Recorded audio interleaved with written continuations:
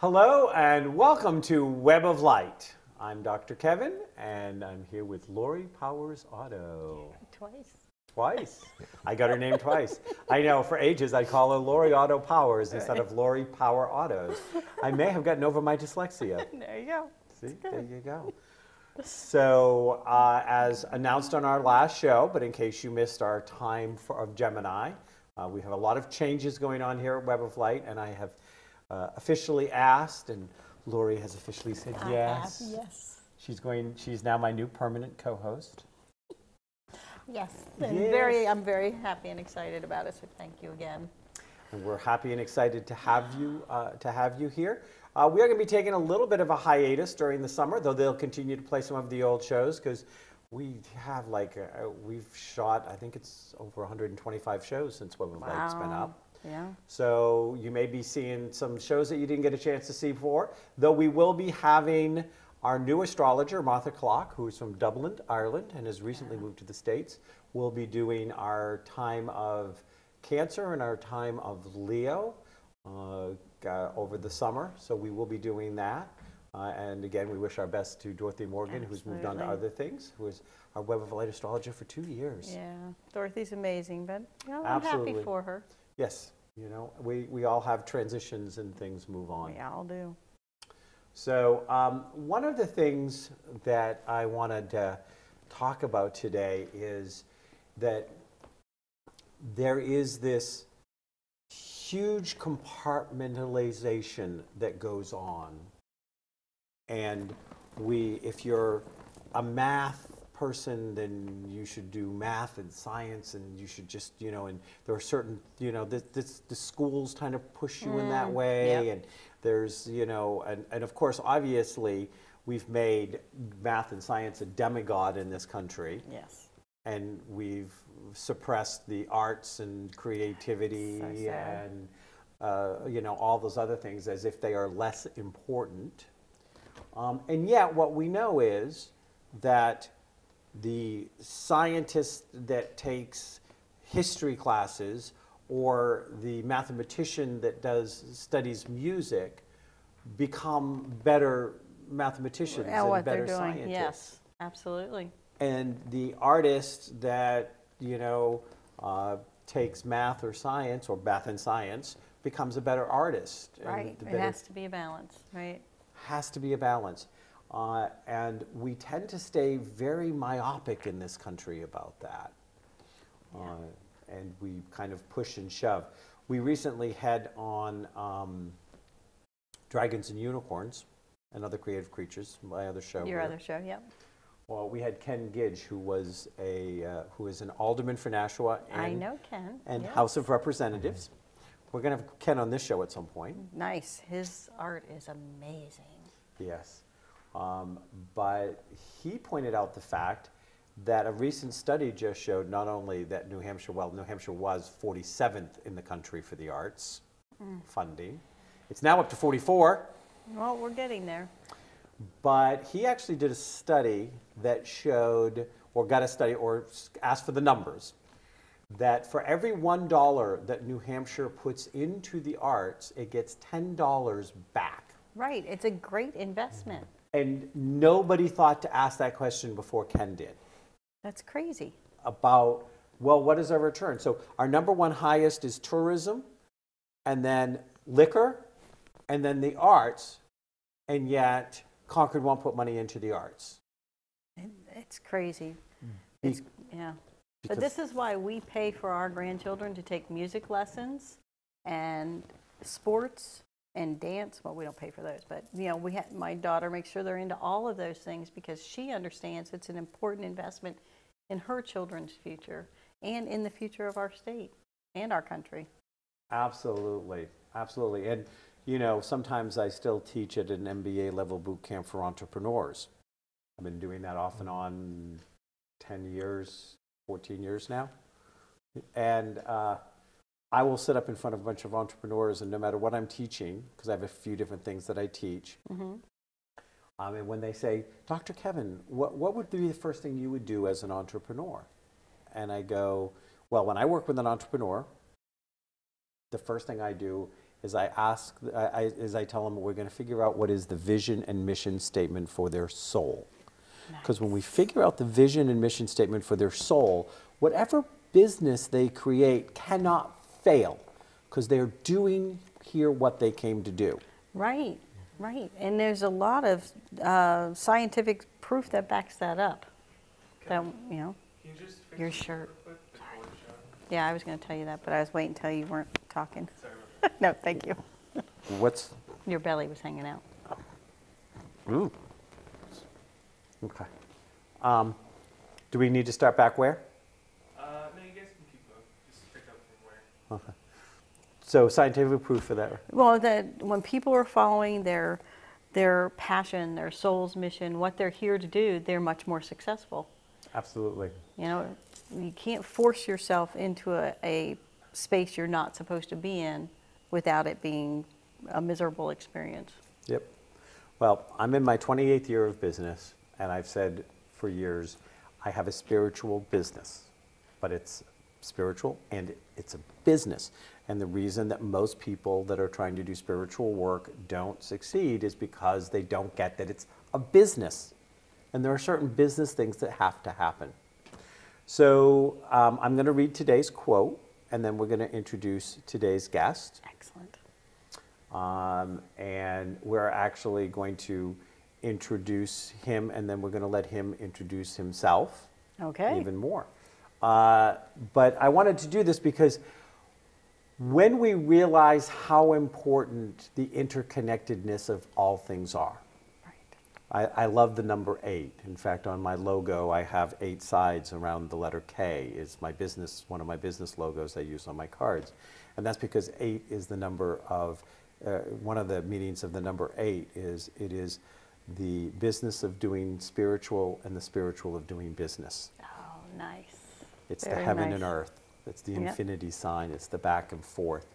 And so as we cross over that you don't need a business degree to do the arts, but you need to understand if you want to make a living as an artist, that you need to have some business sense. Right. On the other hand, you could be a better businessman if you understood more and fed more of your artistic side, your creative side, your Right. spiritual side.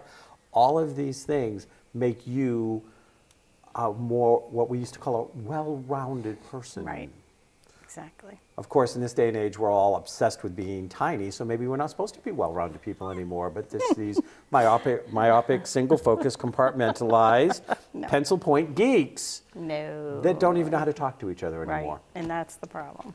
So today's quote: "We dance for laughter, we dance for tears, we dance for madness, we dance for fears, we dance for hopes, we dance for screams. We are the dancers, we create the dreams." You don't have any idea who said that? Well, I Oh, know. because I sent it to you. Yes, but you might I'm want to gonna tell them. pick- They're going to be surprised. I'm going to pick on today's Okay. guest and see.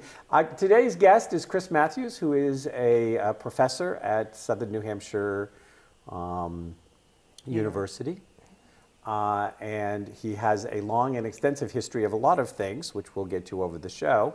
But Chris, do you know who said this? I do not. Enlighten me. Albert Einstein. Would not have guessed that. I would not have guessed that either. I was surprised when I found it. People really don't know Albert Einstein like they think they do, because he spoke a lot on spiritual aspects, on loving life, on enjoying life, on our role in life to experience life as opposed to just, exist. He has a wealth of gifts to share with everybody. So people should be checking him out a little more, because that quote is a perfect example. So what did you think of that quote? It really spoke to me because I think, in all honesty, when you think about trying to get in touch with your inner self, it's a movement, right? It's a dance that takes place with the outer environment and what's going on in here. And many times when an individual is not able to kind of figure that out, when there's this imbalance that exists, it's difficult to make the movement seem seamless, right? But once you're able to kind of truly understand your own rhythm, your own tempo, you can find your spot, right? So if you go to a new country, you go to a new job, it's a new tempo, but because you're so solid with your own rhythm, you're able to pick up, you're able to adapt, you're able to modify. I think it's a great quote, great analogy.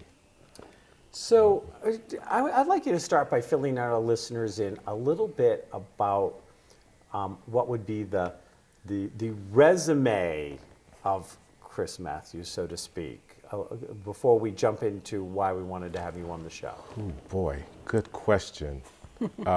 Where to start? So I'm from a pig farm in Strawberry Plains, Tennessee, with real pigs. So I knew at an early age that my internal rhythm wasn't in sync with what the pigs were doing, right? So I was going to have to find something that I could really be more adequate and more comfortable with. So I left Tennessee, went to the University of Delaware, had an amazing experience, was involved with the theater, a cappella groups. I was a business major, but the arts were always very interconnected. I left there, worked in Japan for a while, came back, ended up in Chicago, which was, for me, this true kind of coming of age experience. I loved it, loved it, loved it. And things were going well in Chicago. I had this ideal that I wanted to go into higher education. So I started working on my master's and then my PhD, started working at a university there. And then the opportunity came available in Southern New Hampshire, and here I am. Yeah. Never thought Nice. about it, but it was the right timing for me professionally to kind of take that leap of faith to go to the next level. What were you doing? So what did you do in Japan? So there it was part of a program called the Japan American Student Conference that selects 25 students from the United States to be with 25 students from Japan, and you're together for 5 weeks. And during that 5 weeks, you visit a different city every week. And this was pre-times of cell phones. So you actually had to take notes. You, with a pencil and paper, you had to communicate with people verbally. There was no sending a text You had to message. talk? Yes, and you're in a different country. And what was crazy about it, that was my first time being outside of the United States. And I will never forget when we started off in Tokyo, and I'm walking around, and I got the sense that there was a group of young ladies following me. And I didn't feel intimidated, but they were dressed with the white tops and blue bottoms, maybe middle school, early high school. And they were like giggling and like just following me, like literally right behind me. And finally, one of them comes up to me and was just like, "Excuse me, can I have your autograph?" And I was like, okay. So I just signed my name, right? And she runs back to her friends, and the other ones, they run up to me and they're like, "Photo, photo?" And I'm like, what is going on? And then finally one of them says, "Eddie." "You, Eddie Murphy?" Yeah. And I'm like, I don't think so. But in that context, in that particular year, Coming to America had just been released there. And so from their experience, when they saw me, they actually saw Eddie Murphy. Right. And it was the first time that I had this realization that, wow, I'm black. I knew I was black before I went to Japan. I mean, I was cognizant of that, but I had never been in that type of environment with that experience where someone Right. saw me as being just a black male that they saw on television. And so that was for me kind of this turning point in my own kind of personal development. And when I was there in Japan, I became very vocal. I was like, you know what, I'm really going to embrace this. And that led to an opportunity for me to actually get a job in Kyoto, which was an amazing experience. And then eventually came back to the States, went to Chicago, and now in Manchester, New Hampshire. So what was the job in Japan? I'm I curious. worked with an organization that's very similar to like a chamber of commerce. It works with businesses in Kyoto that had subsidiaries in the United States. And basically what I did was to review their press releases, looking at any type of documentation that they were putting on their website, just to make sure that I was basically like a copywriter, copy editor. Yeah, I understand that. I'm doing some work right now with somebody out of Europe that's, I'm helping them bring stuff into the States, and I'm like, don't put anything out until I read it. Because I understand you speak English, but it's like your fourth language. Right, right. Right. It's a process. It's definitely very funny. You know, a lot of people don't get it when I say this, and in fact, I know some people have been offended when I have said this before, but when you had mentioned that, I had when I think I was like in 6th grade, and I started dating a girl of color, and they didn't have, where I grew up, there was only like 2 or 3 families of color in the whole area. But we also had some friends up the street that we hung out with that was one of the families of color as well. And I never saw the color. I really just didn't see it. I was like, you know, some people are blonde, some people are dark, some people, you know, we had a few Asians, you know, because we had the Portsmouth Naval Shipyard. This was Kid or Remain, okay? But I just really didn't get it, and I missed a whole thing. And when I said I didn't see color, oh, you saw it, you just didn't realize it. I'm like, no, so to hear you say that you knew, but you didn't know until that thing, and I was people think I'm trying to be like, oh, No, you're just because trying to I had the pretend same or whatever. thing. I'm like, no, I just never saw it. No, I had the same thing growing up. My best friend was from Peru, and somehow we just connected, and you know, it never occurred to me that there was something different about her, you know, or whatever, because it just never occurred to me. Because everyone's different. But the things, my daughter learned this lesson early in life when we moved to Hawaii, because she was the only white girl in her class. And she's like, wow. You know, it's an eye-opening experience to be the odd person out. But they all embraced her. I mean, they all did.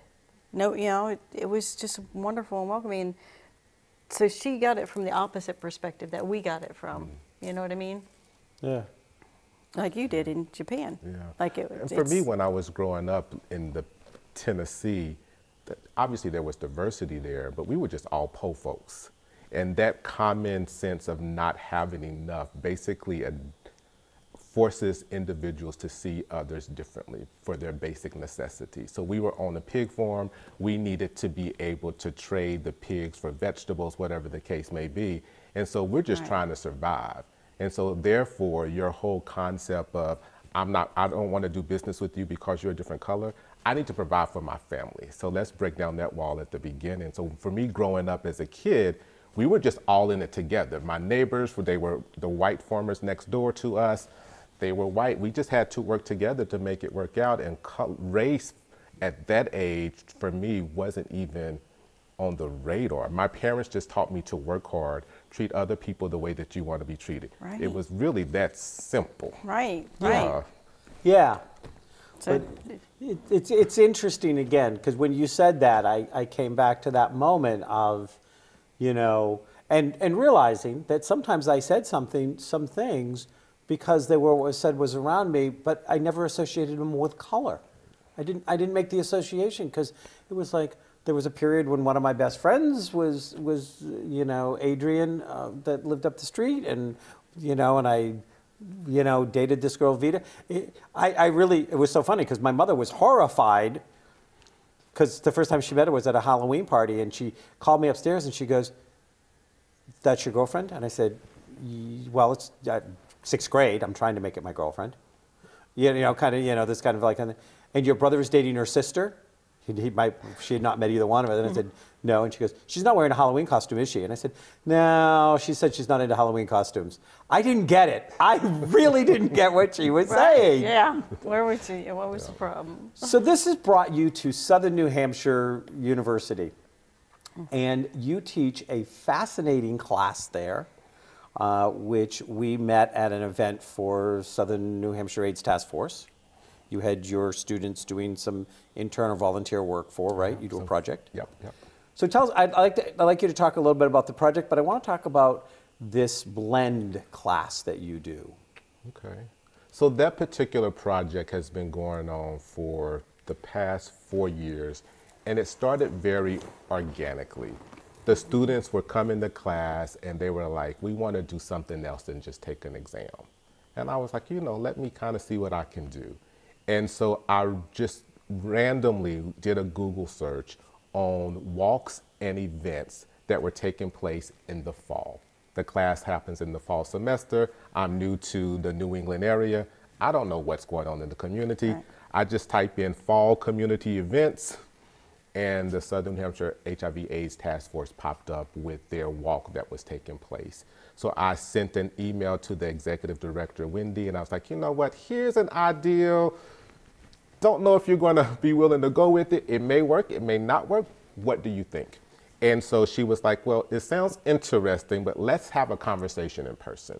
So we met in person and came up with a partnership and a strategy that just works, where the students over the course of the semester actually creates projects on campus to raise funding for the New Hampshire HIV/AIDS Task Force. Then they have to participate in the walk and then write a reflection paper at the end about what did this experience mean to you. And then also to take it at a deeper level, what does living with HIV/AIDS in the workforce, how does that impact an employer's perspective of their applicants, of their employees joining the workforce? Because the class is a human resources class, so it's all about looking at what the best strategies to engage your employees, to retain your employees, regardless of their abilities, disabilities, and issues that they bring to the job. So that's been a tremendous partnership. It's been very successful. The students love it. It's very hands-on. It gets them out the classroom. And surprisingly, there's much more work than just an exam, but they still want to do it. But it's interactive, so it must be so satisfying and enlightening. It's very, because they come in with these very kind of narrow visions and narrow stories and single stories, just because of their lack of exposure to other entities from, because the majority of our students are from the New England area, Mass, New Hampshire, Connecticut. And so they're very kind of, they're used to seeing people that look just like them, Right. that think like them. And then all of a sudden we're in this community where we're speaking with different people with different backgrounds, different ethnicities, and different stories. And how are you able to navigate all of that? I think that's It's amazing. been a lot of fun. Yeah. And they've actually raised money, which is even better. The Right. nonprofit loves it. Excellent. Absolutely, and as the audience knows, because I talk about Jeff, my husband, I was at the walk because he works for them, and that's where you and I met. Was at the walk, and at that point I was like, I want you on my show. Yeah, Nice. You did, you came Yeah. up. I was like, I want you. You're like, who are you? Yeah. Oh, wait. Wait a minute. I was a little more professional than that. Well, and one of the interesting things must be for your students, because the incorrect belief system is that a lot of times that HIV is just gay people, or then you have gay people and then you'll have some of the drug addicts, but the diversity of the population is huge, Yes. and it does not discriminate. Right. And we kind of start off at that level, but then I force them to take it a little deeper, because when we're in the classroom, one of our sessions actually focuses on when someone discloses to you their status, when someone tells you that they're dealing with a particular issue. And many times when you're in the workplace, those issues can go by completely unseen unless that person tells you. But if a person Right. of color walks into the workplace, then my color, what you see here, you will see when I enter the door.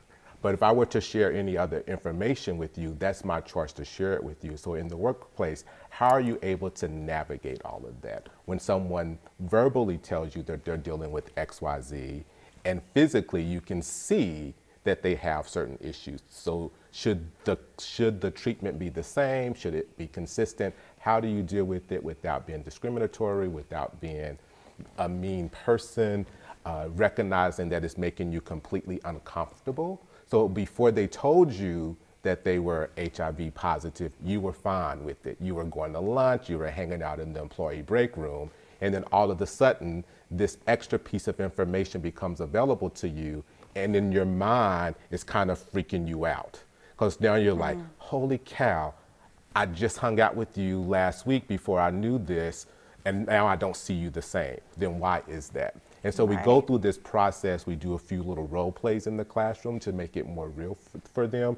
And then I will physically invite individuals from the community that are openly willing to share their stories with the students.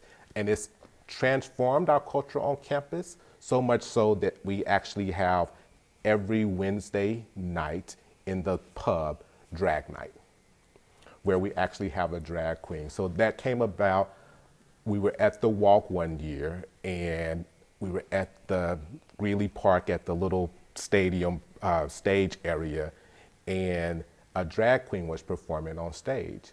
And I had a student beside me ask, Professor, what's a drag queen?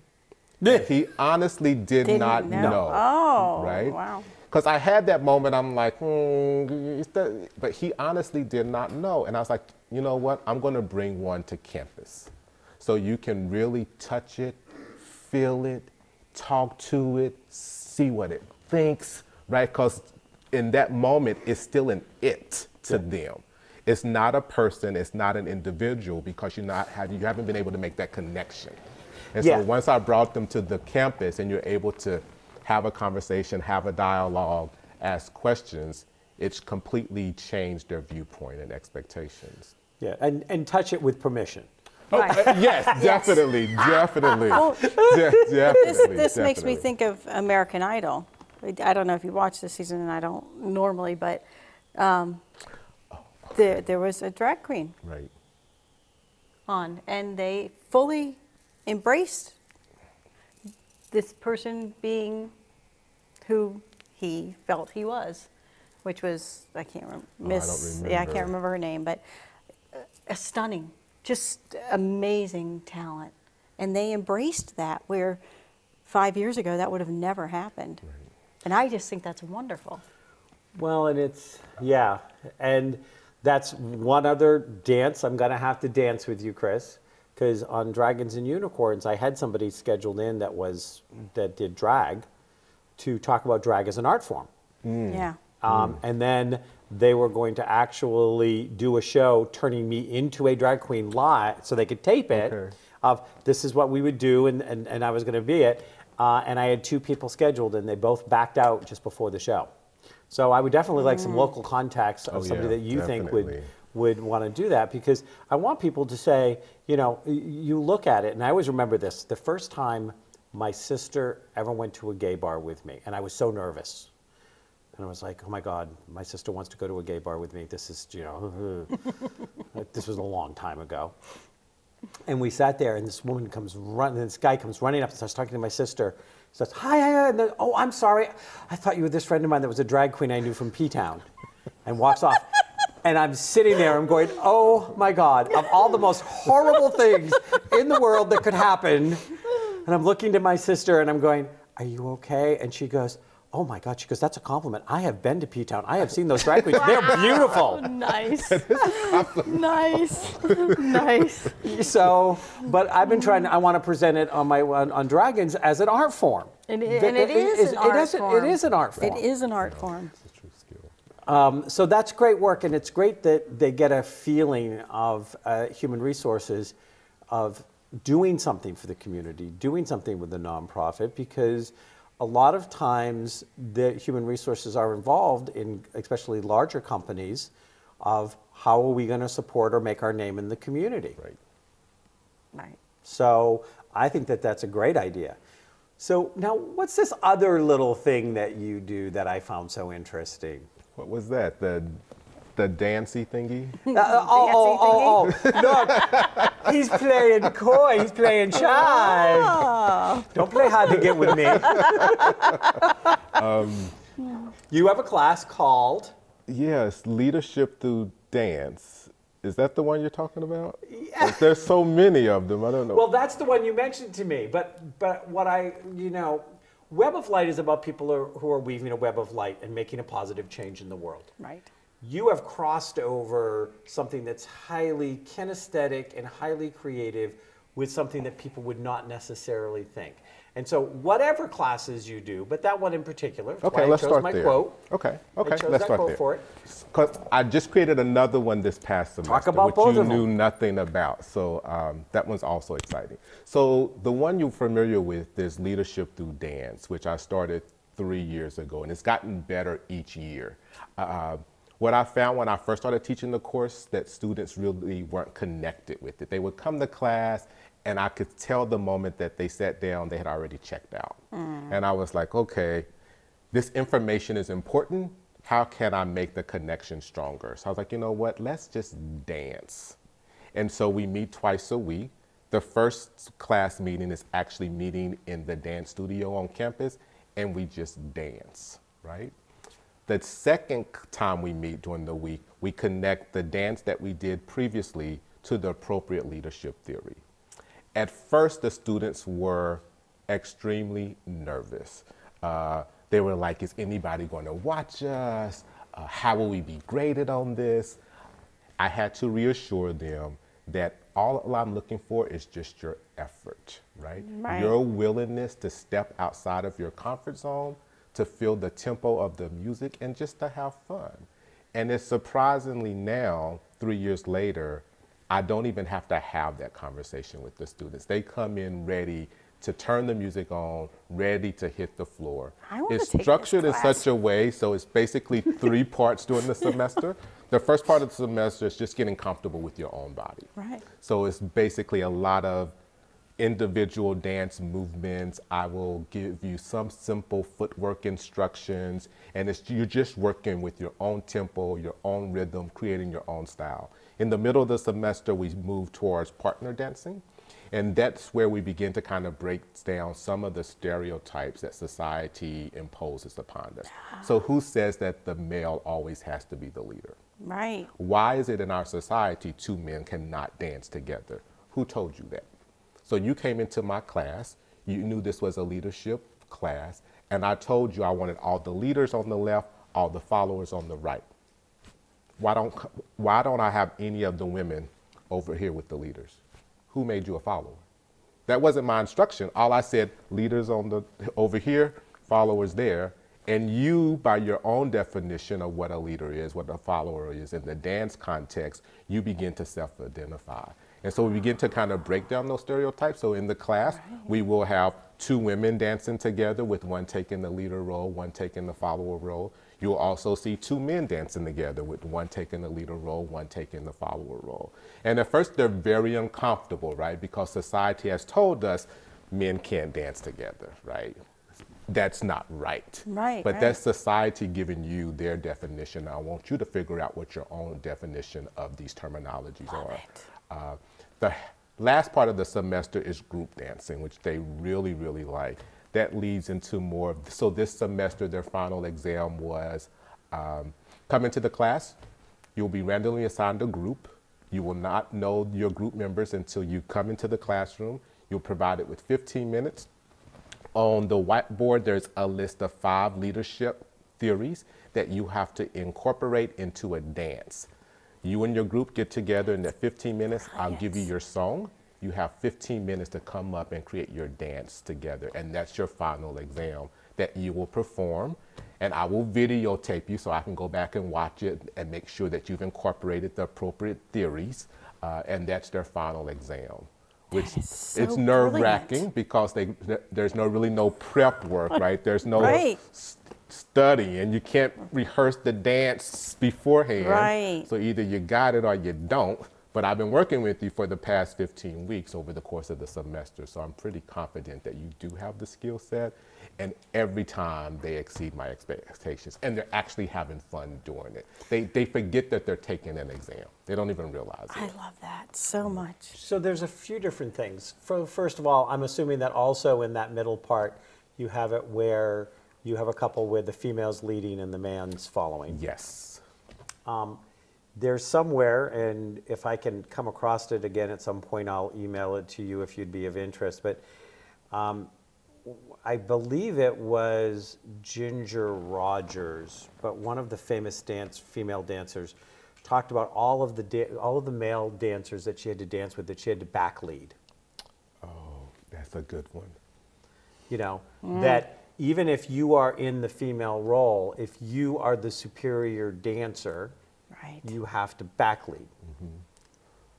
And I knew that because I taught dance a long time ago. I don't know if I ever mentioned that. No. Yeah, I taught disco back in the disco days. I did competition dancing, and I did a little professional dancing, and I taught disco. And and my partner, she would have to back lead, and we extended it beyond the traditional disco into some other steps and things like that. But back leading is a concept, and it's one that I use because I have a fair amount of clients that have come in and out of my practice who are stuck in middle management, and they have to back lead their superior because they need to learn how to manage them. Yeah. We use that same philosophy, just a different terminology. So the way that I explain it to my students is managing up. Yep, I've used that one too. Yeah, Yeah. so and they get the connection because you know the steps better than the leader does, but your role doesn't allow you to take the lead. So how do you handle that? Yeah. How do you maneuver the dance to make it a beautiful performance, even though you're not in the leadership position? Yep. Yeah. I teach a concept to my students called positive manipulation.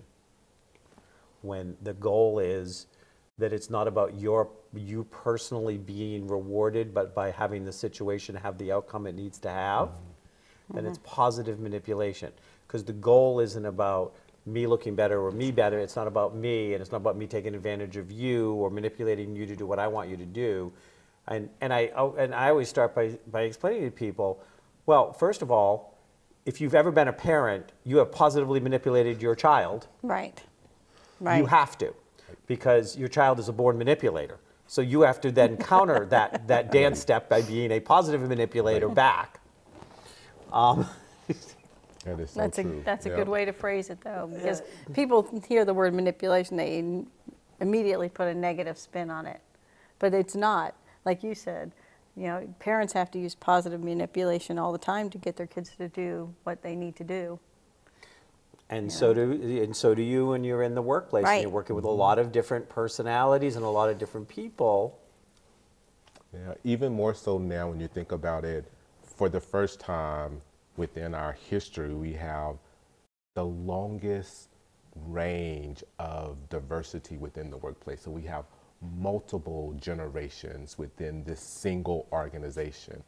And how do you maneuver all of that? How do you make the dance work in such a way that the organization is going to be successful? And it's all about manipulating the process, adapting your steps, which is easier for some, more difficult for others. And what I'm finding for the students that I'm teaching and interacting with that are now entering the workplace, they're highly motivated, highly excited, but they expect the results to happen so quickly. They really don't have a lot of time and patience to develop the dance, to develop the relationship. They just want to come into the classroom, tell me what I need to know, and let me go.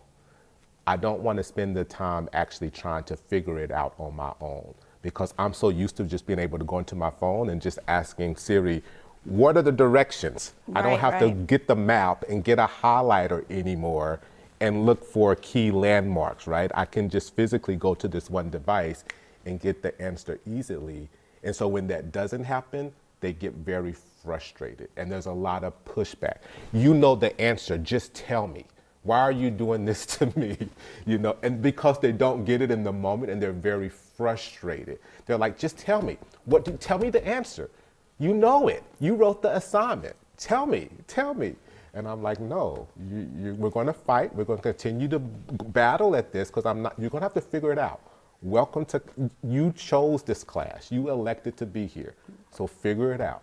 I'm not telling you. I like it. There was a foreshadowing. It was 1986 or 1987. I'm trying to remember. I worked for Dartmouth College, and I was taking a critical thinking class because I could take classes for free because I worked there. I was a manager at Dartmouth. And I would go out for beers sometimes with the professor afterwards because he kind of I wasn't like one of his students. I was a staff member. So, and I remember in 1987, Dr. Carl Toombs was his name, and him saying to me, I'm very frightened by the students that are coming in the arc of my career. He said, They don't have any critical thinking skills. They're not teaching them how to think in school.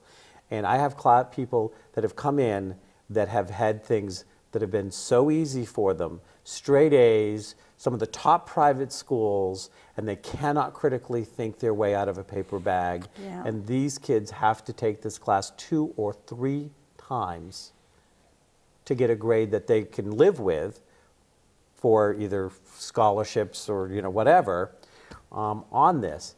And that was when that's when computers and devices were just cracking into it, but you'd already seen this. And this is, I talk, because of all my work with ADD and ADHD, I talk a lot about the failing of public education. It's one of my topics I go through. But when you say that, I hear that, I see that frustration. And I see that frustration. I see the frustration in my counseling practice of clients would be like, well, just tell me. Like, tell me what to do. Yeah, I get that too. Yeah, and you can't. It's like, no, I can breadcrumb you, but you have to have the epiphany. You have to have the realization, or there's no ownership in it. Right. You don't get anything out of the experience. That actually leads to the second course that I just done for the first time this past semester, where I was really looking for something to totally kind of flip the classroom experience. And so for this particular course, I selected a city in New Hampshire, and we worked with the town of Milford. So the whole class occurred in the town of Milford. When the students came for the first class session, I'm like, you may want to drop the course, but let me be very clear with what this course is all about. This will be a live experience, a live case study. For 15 weeks, you're going to work with citizens and residents of the town of Milford to answer and address one question. I'm going to give you the question and 15 weeks to answer the question. At the end of the 15 weeks, I want a solid research paper. 15 weeks. They're looking at me like, here's this crazy guy again. At least he's not making us dance. So, okay, I feel a little better about that. But what is this question, right? Like, what are we doing? So I was like, this is the question I want you to answer. How has diversity impacted the lifestyle of residents living in the city, the town of Milford? That's your question. That's brilliant. So as part of that, they had to do 2 community forums where they actually hosted a community forum in Milford, inviting local community members in to be part of the conversation. They had to attend a lot of arts events in the community just to see what are these people going to see when they go to the library and to these other public establishments? What's the latest viewings? What are the movies that have been showing? They had 15 weeks. They fought me at the beginning. The questions that I was getting back from them at the beginning was, where's the rubric? What are the steps that we need to use? I'm like, I don't know. I just came up with this creative question. You need to figure it out. Well, what's the answer? Whatever you figure out. That's what we're here for together. That's your job. And at the end of it, when they did the final presentations, they were very articulate in explaining their frustrations, but there was also this sense of accomplishment. What was really amazing was the feedback that they received from the community members. Nice. Very positive. Can you come back? Let's continue this discussion. Let's continue this dialogue. It was very impactful for them. And they really came to this whole kind of recognizing that the process was the course. I really wasn't concerned about the answer per se. I really wanted you to go through the process so that you can develop those critical thinking skills, so that you can be completely uncomfortable, where you don't know the answer, you don't know what steps to follow, but you have to figure it out. At the end, they got it. They did get it.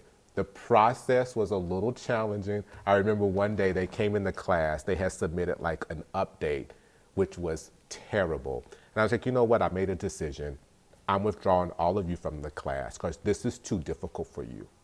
I realize now that you're about to graduate, you can't answer this question. So you need to come up with another course to fulfill your graduation because this one is too hard.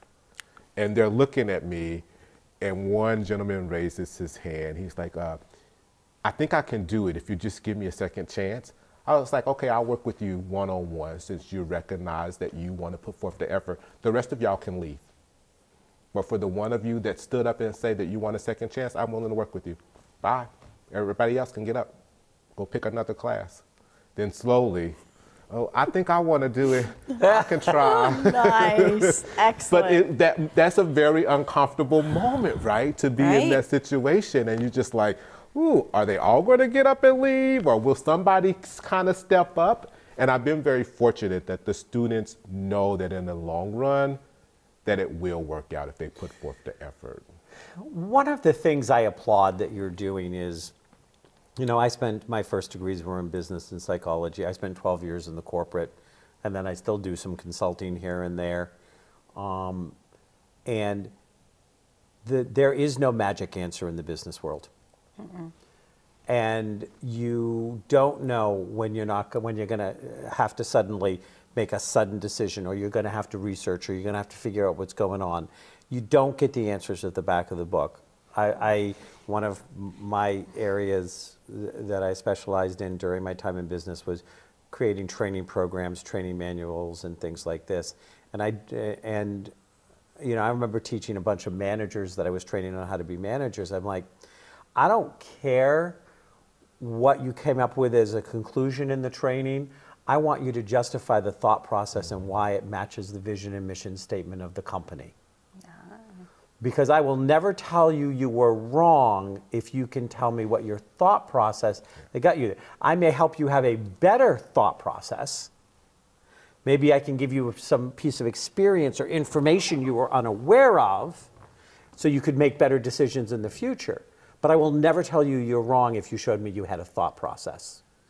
So as I'm listening to you, and I thought even then in the dance that, you know, to have that sudden of, you have 15 minutes to do this. You have emergencies that happen in every business.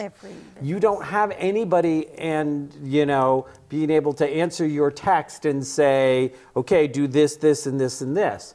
And if they did, you wouldn't respect yourself at the end. Right. You would see yourself as incapable. It makes a difference. It truly makes a difference to see how these students are able to kind of progress through it.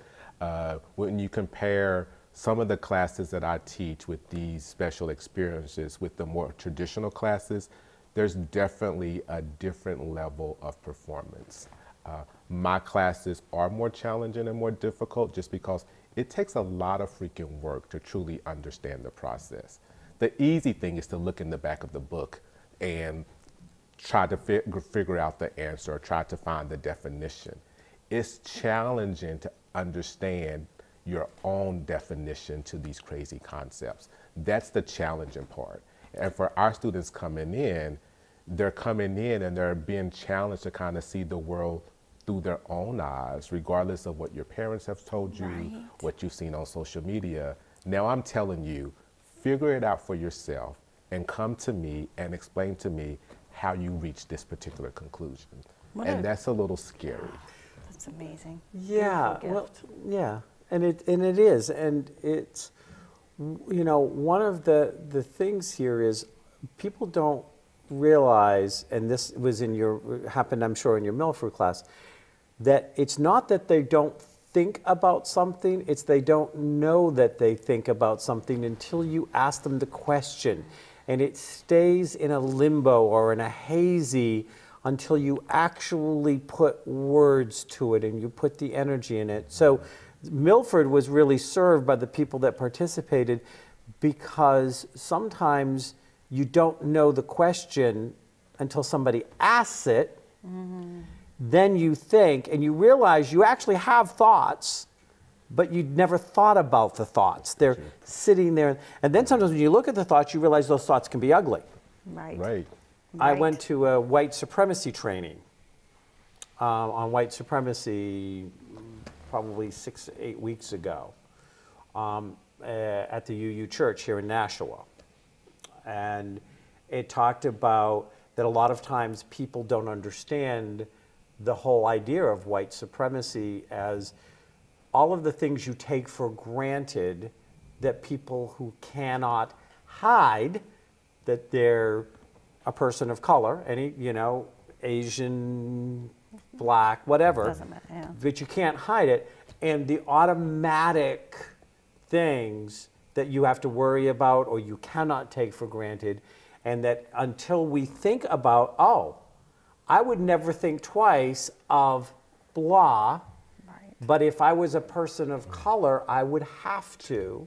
That you then start to understand that this is not saying you're a white supremacist saying, down with black people or, or Asians or this or even in, the Jewish, whatever. It doesn't make any difference. Right. But until you start to realize how much you just took for granted because you never knew it. Right. And I remember the two women that were presenting it, and one was a woman of color and one was Jewish.